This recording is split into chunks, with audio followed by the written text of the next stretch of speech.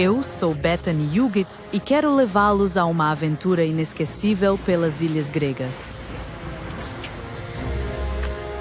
Este é, sem dúvida, um dos lugares mais emocionantes da Terra, repleto de mistério, maravilhas e dezenas de milhares de anos de história e experiência humana. Berço da civilização, a Grécia do mundo antigo gerou desde a democracia até a medicina, legando-nos os Jogos Olímpicos, triunfos da engenharia e algumas das mais épicas histórias de todos os tempos. Histórias que foram transmitidas por milhares de anos e que ainda nos influenciam hoje, sendo uma das maiores focada no herói grego Odisseu.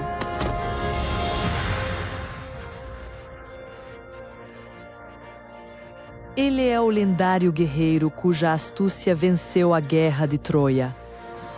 Ele volta para casa na Grécia através destes mares. Sua história, a Odisseia, é um conto brilhante de triunfo sobre a adversidade e o perigo, inspirando livros, filmes e aventuras. E na minha Odisseia pessoal, estou seguindo o caminho de Odisseu, do leste para o oeste. Quero tentar vivenciar o que ele vivenciou. Vamos tentar. Faremos novas e incríveis descobertas. É simplesmente perfeito. Amarelo vibrante, não é? Apreciaremos a Grécia antiga hoje. E desvendaremos mitos e lendas. Quase certamente é o golpe fatal. Veremos como eles podem nos ajudar a compreender o mundo e a nós mesmos. Juntem-se a mim nesta jornada épica, minha Odisseia grega.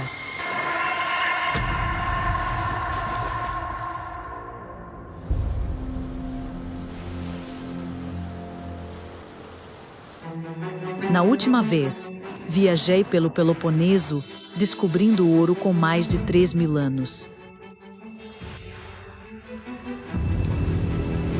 Agora estou na última etapa da minha jornada, indo para a casa de Odisseu, Ítaca.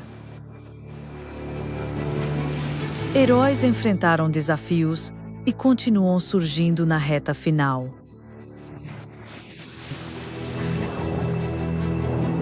Mas antes de deixar o Peloponeso, há um lugar que preciso conhecer. Corinto recrutou Odisseu e gregos para a Guerra de Troia. Corinto também é lar do Canal de Corinto, que se estende entre a península do Peloponeso e a Grécia continental. Este canal, concluído em 1893, uniu dois mares, o Egeu e o Jônico. A união evitou 250 quilômetros ao redor da costa.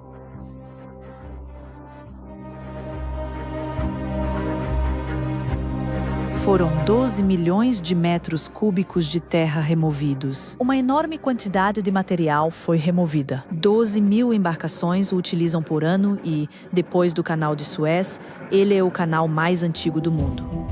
Controlar as vias navegáveis confere poder. Muitos queriam conectar mares. Até mesmo um imperador romano tentou e falhou. Lá em cima, há um pequeno memorial que recorda a tentativa do imperador Nero de construir um canal neste local. Essa pequena amostra de antiguidade tem quase 2.000 anos.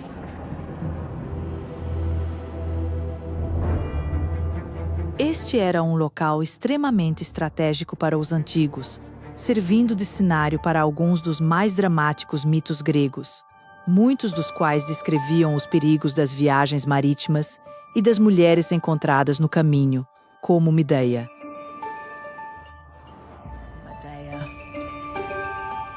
O grande herói navegador Jasão, o mesmo de Jasão e os argonautas, veio para Corinto, onde algo terrível aconteceu. Jasão era casado com Medeia, mas aqui ele se apaixonou por uma princesa local e planejava casar-se com ela.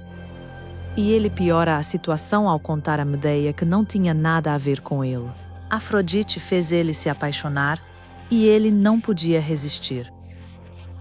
Medeia, como se pode imaginar, ficou furiosa e planejou uma terrível vingança. Ela conseguiu um lindo vestido para a jovem princesa e o embebeu em veneno. E quando ela o vestiu, ele a queimou viva. E então Medeia matou os 2 filhos que teve com seu marido, Jazão.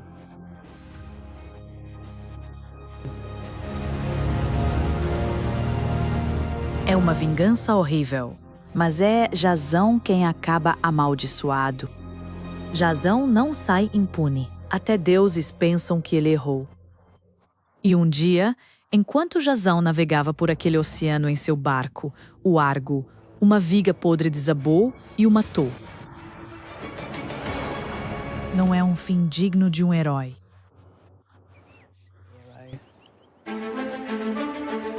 É uma história intensa e sexualmente carregada, que nos dá uma pista da notoriedade da antiga Corinto. Na verdade, não me surpreende que Corinto seja o cenário para esta história dos extremos do amor, da paixão e dos perigos do desejo, porque, em termos históricos reais, Corinto sempre teve a reputação de ser um lugar bastante sensual. Era uma cidade portuária e, por isso, atraía muitos marinheiros em busca de paixões ardentes. E no templo de Afrodite, dizia-se que havia até prostitutas sagradas. Pessoas vendiam seus corpos como rito religioso. Gregos antigos eram menos inibidos com sexo que hoje. Por exemplo, este é o tipo de imagem que eles frequentemente exibiam em seus potes, vasos e pratos. E aqui em Corinto, foi encontrada mais iconografia sexual do que em quase qualquer outro lugar da Grécia.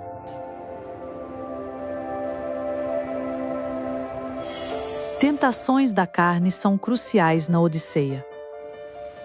Mas Odisseu está determinado a voltar para casa, e eu estou seguindo sua trilha até seu penúltimo destino. Corfu é uma ilha irresistível, tão sedutora hoje quanto era para os antigos. A chegada de Odisseu aqui é extremamente dramática. Odisseu conquistou um inimigo incrivelmente influente e, francamente, um inimigo que ninguém gostaria de ter ao navegar em um barco no meio do Mediterrâneo. Poseidon, o deus do mar, das tempestades e dos terremotos. E desde que o herói cegou seu filho, o gigante Ciclope, Poseidon tornou a vida de Odisseu completamente miserável. Odisseu estava a apenas 70 milhas de casa quando o desastre ocorreu. Enquanto Odisseu se aproxima da Fiácia ou Esqueria, que era quase certamente o nome desta ilha, Corfu, Poseidon provoca a mãe de todas as tempestades.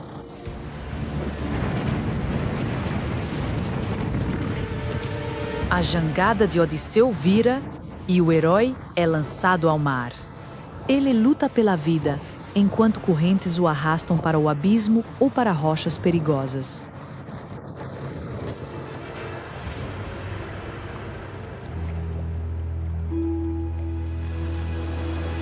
É por pouco, mas contra todas as probabilidades, Odisseu consegue enganar a morte mais uma vez.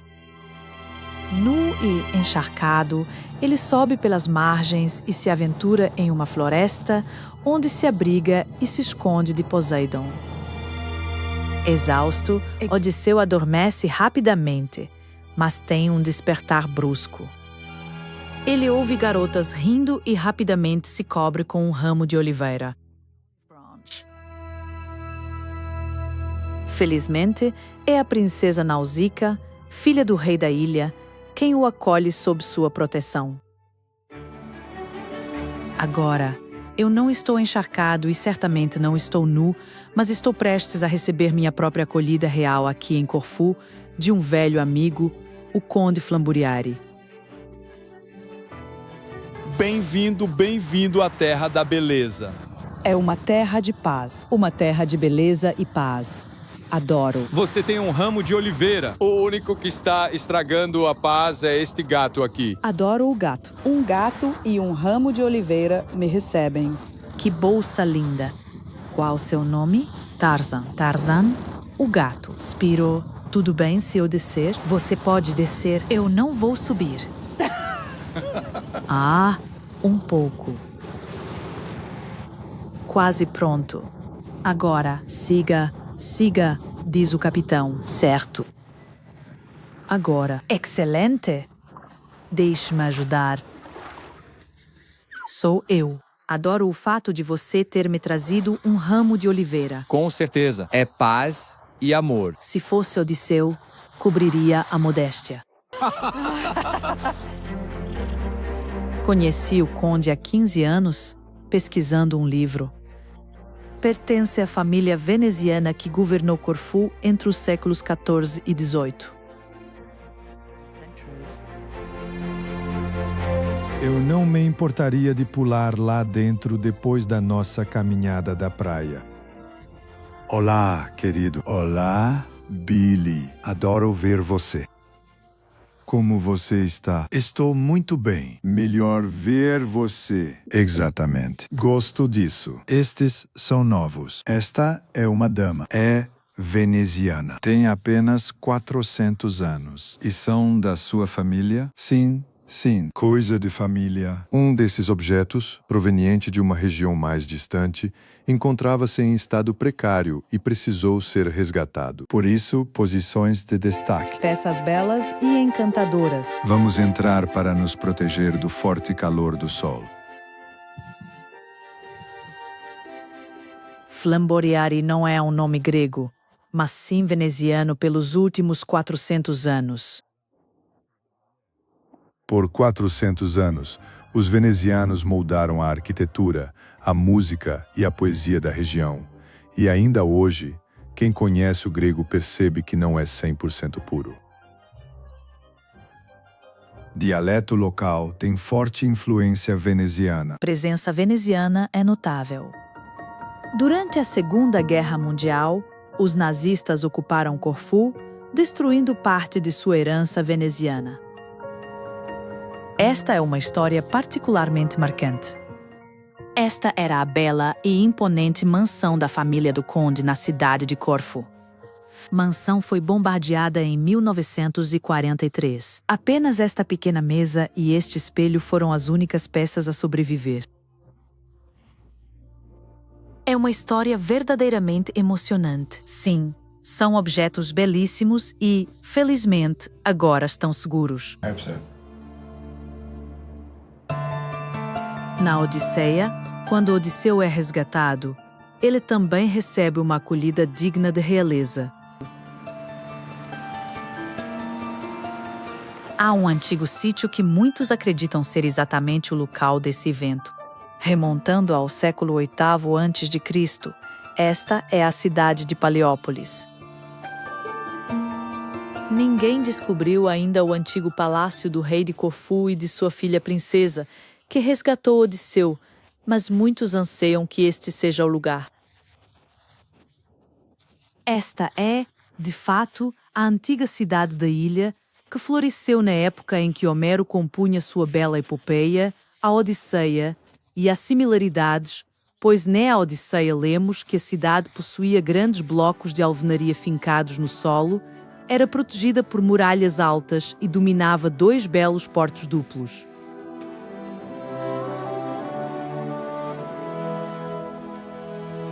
Considero este lugar não apenas romântico, mas também verdadeiramente empolgante. Pois, se este for o palácio do rei de Corfu, então é aqui que Odisseu, em um fluxo de emoção, teria pela primeira vez narrado as histórias de suas aventuras e viagens, tornando o local inaugural onde a Odisseia foi compartilhada com o mundo.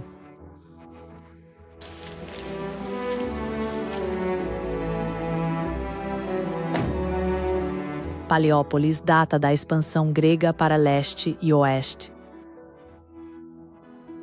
As aventuras marítimas na Odisseia são uma versão literária dessa história real. E a outra pista bem aqui. Uma das coisas que mais amo na Grécia é encontrar vestígios históricos tão significativos nos lugares mais inesperados e improváveis.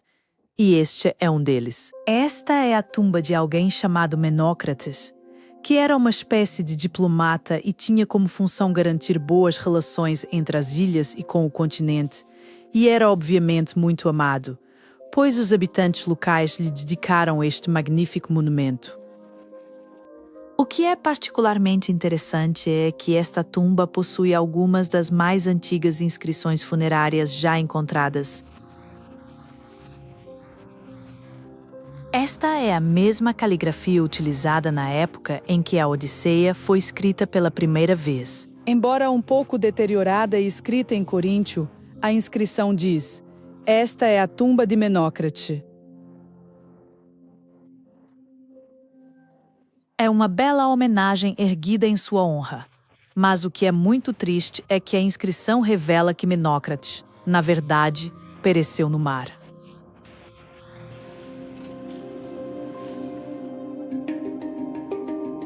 Corfu, perto da Itália, sempre teve atmosfera cosmopolita. Após 400 anos de domínio veneziano e quase uma década sob os franceses, em 1815, Corfu tornou-se um protetorado britânico. Monumentos homenageiam herança clássica da ilha. Aqui estamos. Hoje, o conde me mostrará um tesouro real com o nome francês, Mont Rebo, e uma história britânica. Estamos a 50 jardas da entrada de Mont Rebo. Perfeito. Então é isso. Esta é a entrada principal do palácio. Ele está bastante bem conservado.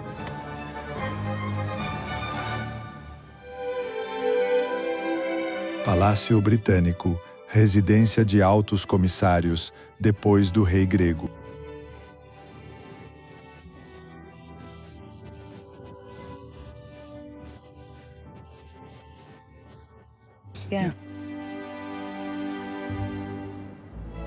Ao entrar aqui, há uma placa dedicada ao príncipe Philip. Sua notável conexão com este lugar é que ele nasceu exatamente aqui. Seu pai era um príncipe grego, o príncipe André, irmão do rei grego. Philip partiu com quase 2 anos, devido à grande hostilidade entre seu pai, o príncipe André, e o governo grego. Era mais seguro para ele sair do país. Ele escapou em um cesto, como o de Moisés. Esse drama real era, de fato, pouco conhecido. Após deixar Corfu, onde Philip passou o restante de sua infância. Ele foi criado na Alemanha e na Grã-Bretanha. Na verdade, ele foi criado por Lord Mountbatten. Lord Mountbatten foi crucial para o casamento de Philip com a rainha. Interconexão Grécia-Grã-Bretanha é profunda e muitas vezes esquecida. Essa conexão é o que torna Corfu tão especial, com sua influência fenícia, um toque britânico, e onde pessoas de diversas origens encontraram um santuário. No mundo antigo, era considerada uma ilha de palácios e de hospitalidade real, e ainda hoje, em lugares como este, percebe-se uma espécie de majestosa graciosidade em Corfu. Há uma bela passagem na Odisseia onde Odisseu descreve este lugar como uma espécie de paraíso. É uma ilha paradisíaca. Existe um ditado italiano muito interessante que diz Corfu e non più. Uma vez em Corfu, nada mais é preciso. É exatamente isso que sinto agora. Um artista e poeta britânico do século XIX certamente teria concordado.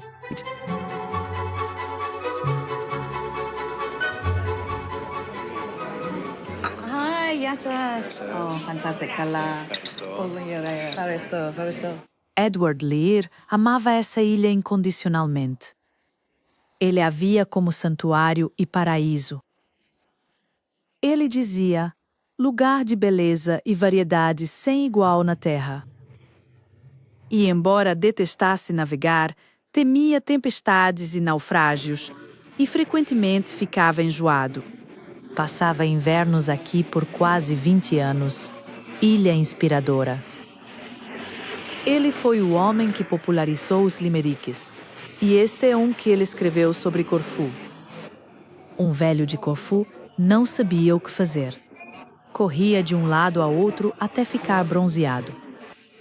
Esse era o velho perplexo de Corfu. Provavelmente, a mais famosa de todas as obras de Edward Lear é The Owl and the Pussycat. A coruja e o gato saíram para o mar em um belo barco verde ervilha. Levaram mel e muito dinheiro, embrulhados em uma nota de 5 libras.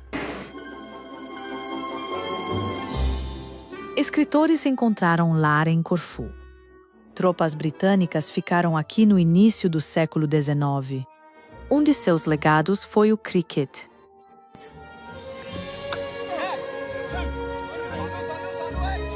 Isso é algo que não se pode inventar aqui em Corfu.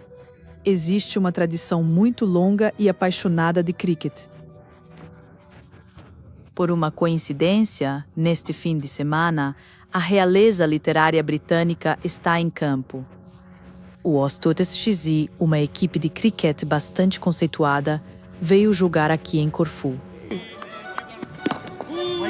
Hoje enfrentam jogadores de cricket de Corfu. Annabelle e Nikos Louvros, organizadores da partida, me dão os detalhes. Quem temos em campo hoje? Será Sebastian Faus? Sim. E ele já foi eliminado do jogo. John Auchten, dos Night Watchmen, participa. Tom Holland esteve aqui, mas partiu historiador renomado. Nicholas Ogg e Anthony Absegawan presentes. Quem você acha que vencerá hoje? Serão os corfiotas ou os visitantes? Serão os corfiotas. Sim, eu também acredito. Estou prestes a ser incrivelmente rude com alguns de meus amigos, mas eles não são exatamente atletas. Não. Tom Holland ficaria arrasado, pois ele é conhecido como atleta de elite de Corfu. Há uma certa falta de preparo físico, mas é bom vê-los participando. É o espírito esportivo que conta, é claro. Britânicos rebateram. Placar-alvo de 158. Seus rapazes são bons. Palavra grega antiga, não é? É agon, que significa luta ou competição. Dá a palavra agonia. Euforia e agonia do cricket são fantásticas. Fico bastante tenso assistindo a isso. Adoro porque a Odisseia refere-se a pelo menos 3 jogos de bola diferentes. Exemplo: jogos infantis com palmas das mãos. Outro jogo, bola do céu, lançava a bola alto para saltar e pegar. E, claro, a princesa Nausicaa, que praticava uma espécie de vôlei de praia com suas amigas princesas. Admiro mulheres que jogam e cantam, fazendo múltiplas tarefas.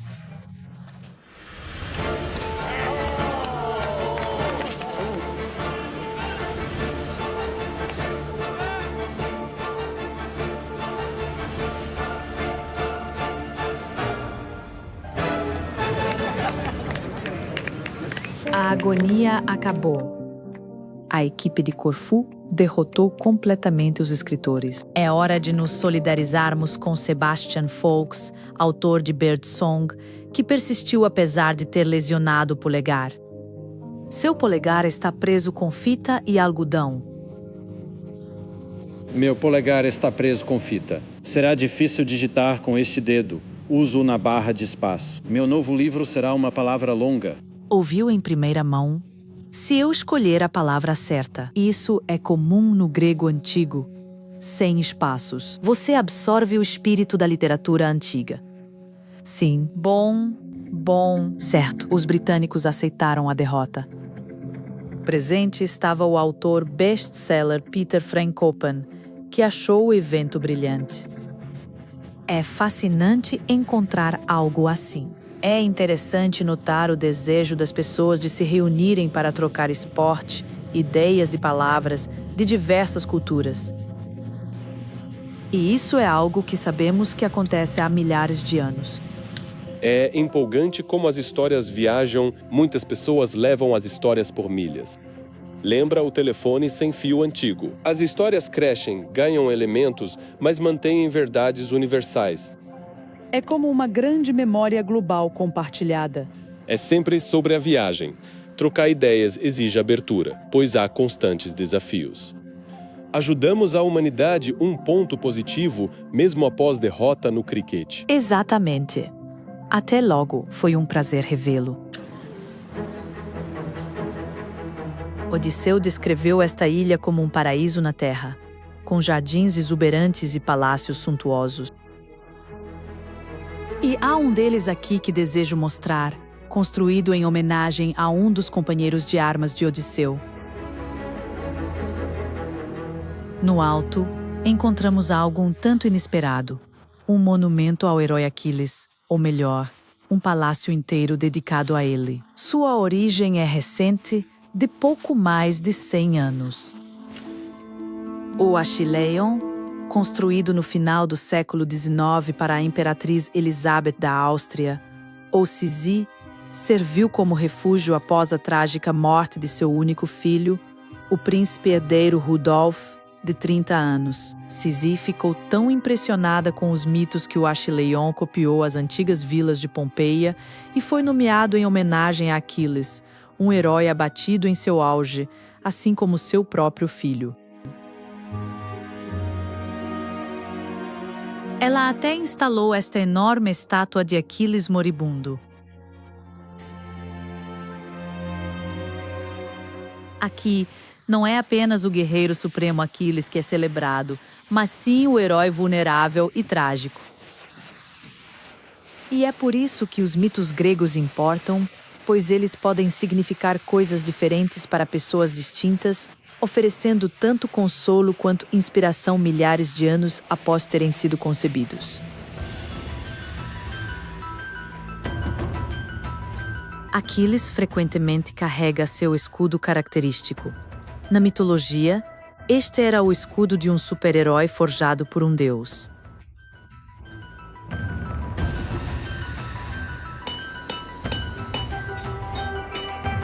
Aquiles recebe um magnífico novo escudo forjado pelos deuses ferreiros mancos. Mas este não é um escudo comum. Ele é decorado com a história da civilização. Assim, há cenas terríveis de brutalidade, batalha e discórdia, mas também da beleza da paz. Há cidades apinhadas de pessoas, casamentos e colheitas de uvás, e o sol e a lua brilham ao mesmo tempo. E sobre tudo isso, Oceanus, a encarnação dos oceanos, está observando. Tem-se a sensação de que o escudo de Aquiles é uma espécie de código, um código para tudo o que importava aos gregos e, de fato, para tudo o que importava ao mundo na época. Como muitas das histórias de Homero, o escudo de Aquiles não era apenas uma arma, mas um guia de como os humanos deveriam viver. E a história também nos oferece uma pista fabulosa sobre a realidade da vida na Grécia Antiga. Antigos ferreiros usavam arsênico com cobre para eliminar impurezas.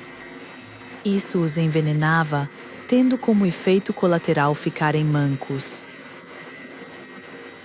Portanto, essa é certamente a razão pela qual o deus ferreiro, Hefesto, também era conhecido por ser um deus manco.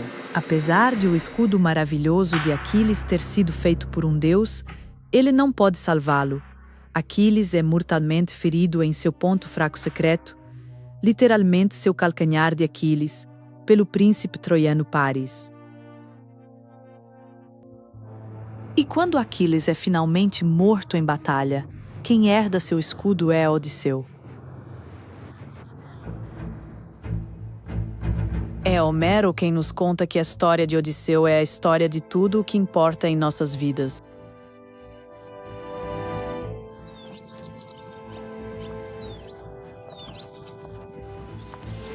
Ele usou a sabedoria e a astúcia para chegar até aqui, e Corfu é um santuário para os náufragos, um paraíso difícil de deixar.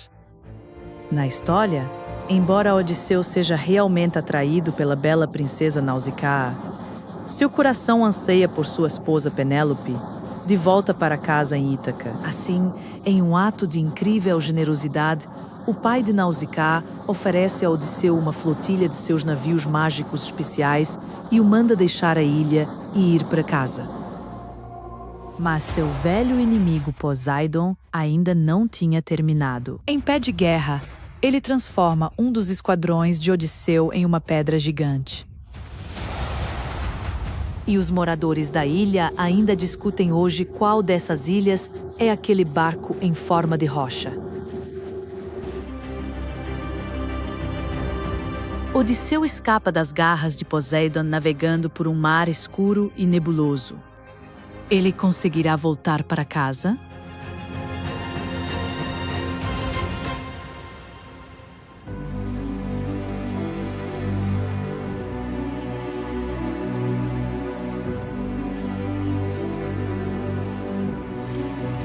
Finalmente cheguei a Ítaca.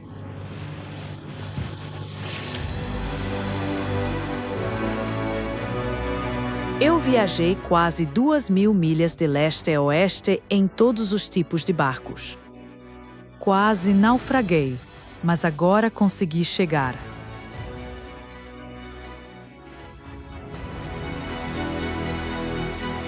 Thank you so much, Paris.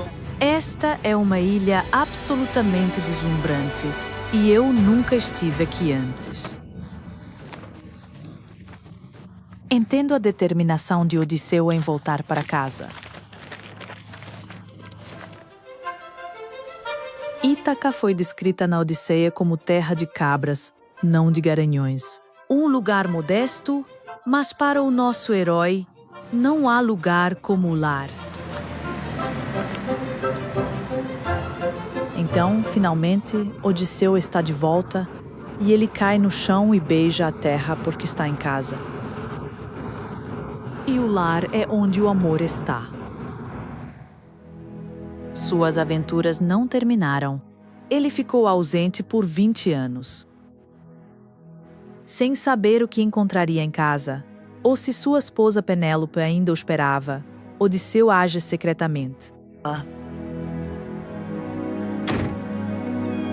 Apenas o cão Argos, seu fiel animal de estimação, o reconhece. Odisseu estava certo em ser cauteloso. Em casa, nem tudo estava bem. Este deveria ter sido um retorno perfeito e sonhador para Odisseu. Em vez disso, um cenário de pesadelo e caos se instalara. No palácio de Odisseu, havia mais de 100 jovens, moradores de Ítaca e de outras ilhas. Comiam sua comida, bebiam seu vinho e dormiam com servos. Além disso, assediavam sua esposa Penélope, disputando-a e o próprio reino de Odisseu. Essa era uma terrível violação do código grego de hospitalidade, a genia. Mas o astuto Odisseu se infiltra em seu próprio palácio disfarçado de mendigo, aguardando o momento de se vingar. Alguns diziam que era aqui. Por anos, este lugar foi descrito como o Palácio de Odisseu. Não há evidências concretas de que ele tenha vivido aqui, mas o que sabemos com certeza é que, além de contarem histórias sobre ele em Ítaca, eles também adoravam Odisseu como um herói.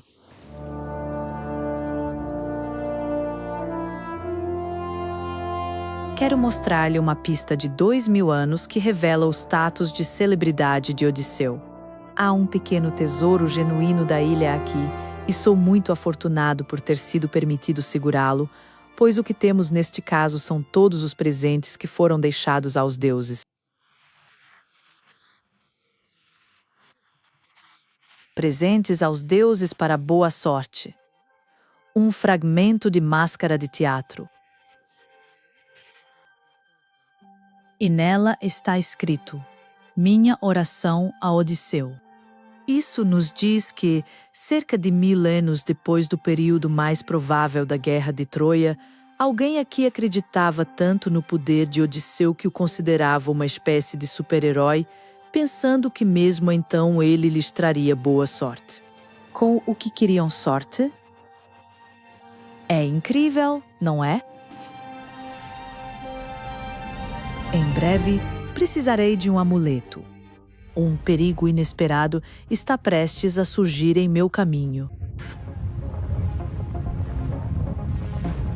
Não acredito no que aconteceu. São 4:30 da manhã. Acabamos de ter um terremoto. Eu acordei com a cama se movendo, todas as ferragens do quarto rangendo e pude sentir as paredes tremerem, o que fez meu coração bater um pouco mais rápido.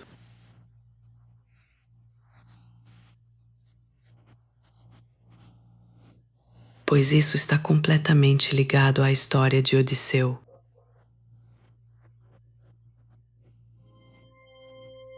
Ele retorna a Ítaca à noite para escapar da ira de Poseidon, o deus dos terremotos, que ainda pensava em persegui-lo mesmo em sua cidade natal.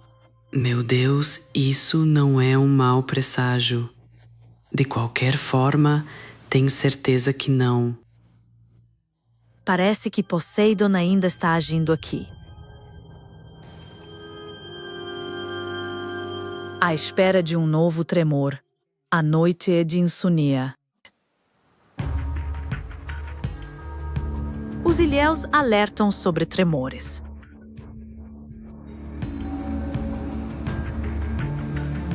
O terremoto teve magnitude 4,9 na escala Richter.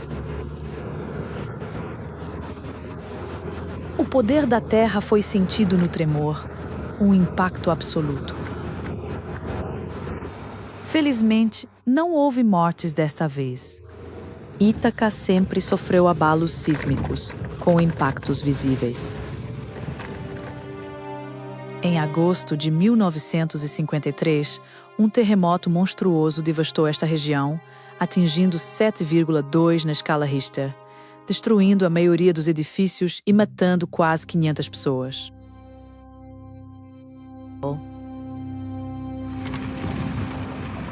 Odisseu também enfrentou perigo mortal. Ele finalmente retornou ao lar, apenas para descobrir que rivais cercavam seu palácio e sua esposa, levando a situação a um ponto de crise.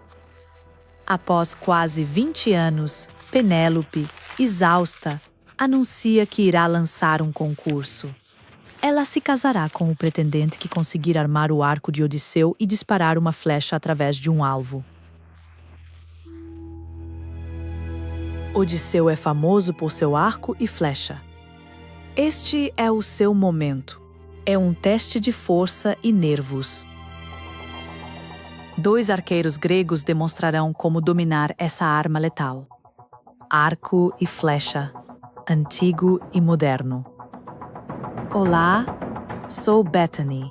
Prazer em conhecê-lo. Você é Teodora. Sou Teodora. Olá. Prazer em conhecê-lo. Olá, Christus e Bethany. Teodora trabalha com armas e arco e flecha de séculos passados, enquanto Christus possui um arco absolutamente hipermoderno. Fico muito satisfeita em ver este arco composto, pois na Odisseia lemos que Odisseu possuía um arco feito de chifre e tendão. Sim, esses arcos foram feitos exatamente da maneira como seriam feitos há 2000 anos. Um objeto de beleza notável. Mas quais vantagens Christus tem sobre você com o arco moderno dele? Meu arco possui uma mira com lente de aumento e zoom, além de estabilizadores.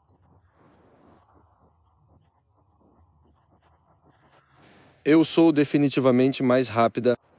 Vamos ver. São, obviamente, equipamentos de alta qualidade. Sabe a que velocidade flechas voam? Acredito que elas viajam tão rápido quanto uma bala. Sim, velocidade semelhante. Impressionante.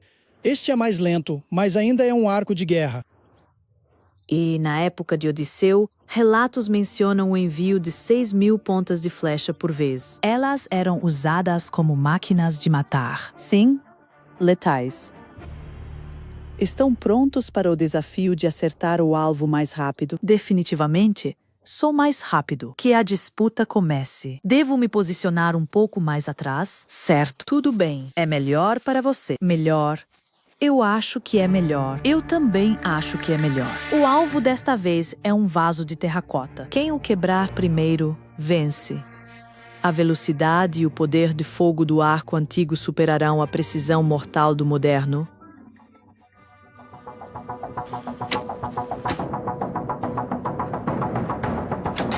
Um deles entrou direto, como uma bala.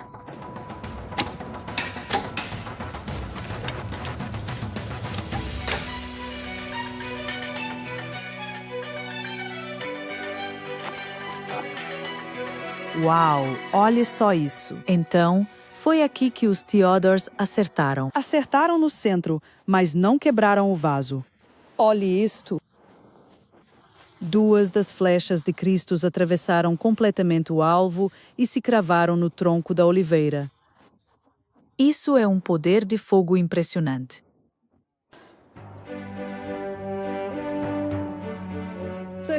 É impressionante como a flecha de Cristo foi certeira, demonstrando uma mira superior, enquanto Theodore é 100% mais rápido.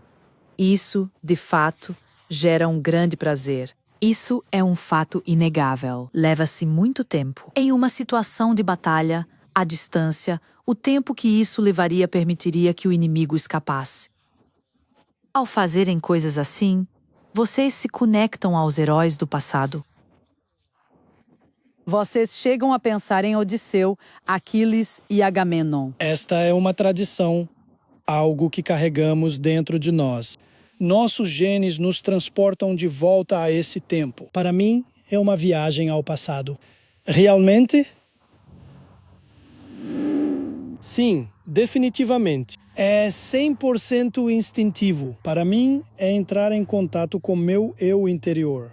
Assim, a cada flecha que atiro, aproximo-me da minha alma mais profunda. Que coisa linda de se dizer. É assim que funciona para mim. Ambos são heróicos. Obrigado. De maneiras ligeiramente diferentes, claro. Precisamos de muitos tipos de heróis. Somos ambos vencedores. Sim. Parabéns. Obrigado. Muito legal. No concurso de Penélope, pretendentes atiram flecha do arco de Odisseu. Um por um, todos falham. Em segredo, Odisseu arma seu próprio arco. Ele mira e atira a flecha através do alvo. E agora, a vingança. Então, Odisseu revela sua verdadeira identidade, e o que se segue é um banho de sangue. Parece uma cena de filmes de ação. O herói e seu filho massacram os pretendentes, um por um. É um frenesi de matança. Ao final, Odisseu está coberto até os ombros com o sangue deles, e seus convidados indesejados dão seus últimos suspiros como peixes retirados do mar.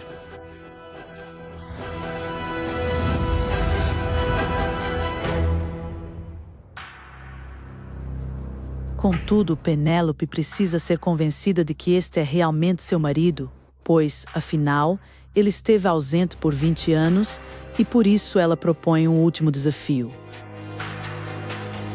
Para testar Odisseu, Penélope, sua esposa, diz a ele que moveu a cama de seu casamento, sabendo que isso o enfureceria, pois Odisseu havia construído o leito a partir de uma bela oliveira que ainda crescia e se desenvolvia dentro do palácio.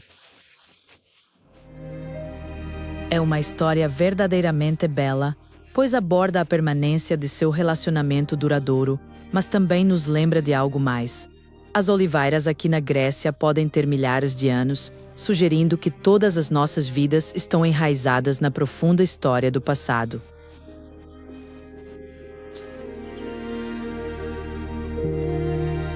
Odisseu, ludibriado por sua esposa, fica furioso por ela ter movido o adorado leito conjugal para grande alívio e deleite de Penélope, pois é somente então que ela sabe que suas preces foram atendidas e que seu marido realmente voltou para casa, reunindo-se após quase 20 anos.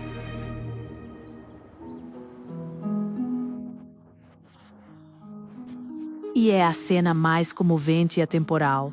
O coração de Penélope se derrete, ela irrompe em lágrimas, corre para o marido, lança os braços em volta do pescoço e beija sua cabeça como um marinheiro naufragado que finalmente alcança a terra firme. E Odisseu chora ao abraçar sua verdadeira e amada esposa.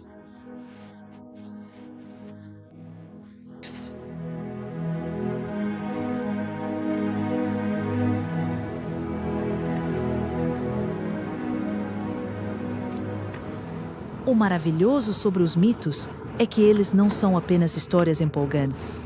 Eles abordam as provações, tribulações, traumas e tentações que precisamos enfrentar na vida e, essencialmente, nos ajudam a descobrir como lidar com tudo que o mundo nos apresenta. Personagens como Odisseu mostram que não precisa ser herói para vencer, inspirando reflexão e pensamento.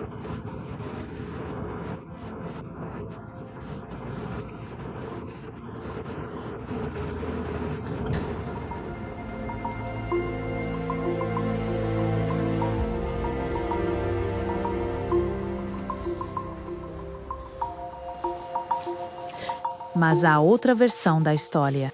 Após um breve período em casa, Odisseu sente a inquietação novamente e decide que precisa retornar aos mares em busca de novas aventuras. A vida é uma odisseia sem fim, uma busca por aventura, por novas experiências e por significado.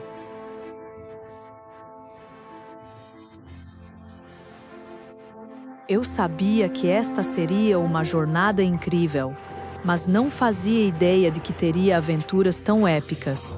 Caminhei dentro de vulcões, fui pego em tempestades, vi ouro da era dos heróis emergir da terra e não poderia ter feito nada disso sem a ajuda das pessoas ao meu redor.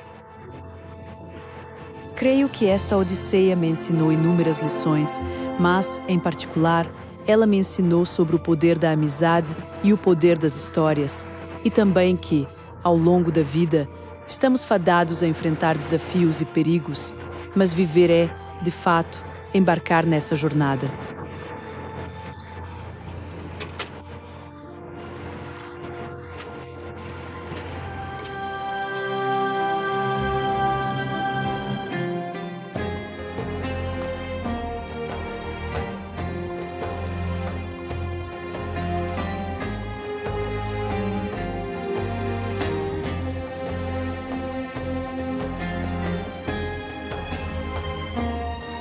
Obrigado.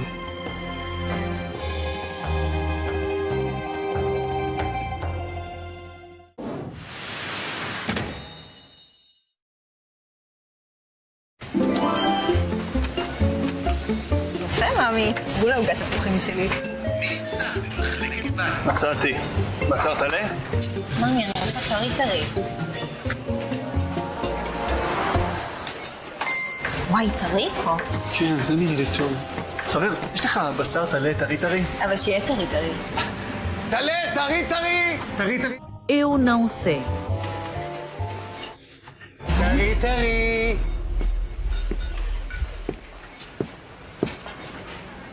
O que é isto? Tari. É para dividir ou para comer?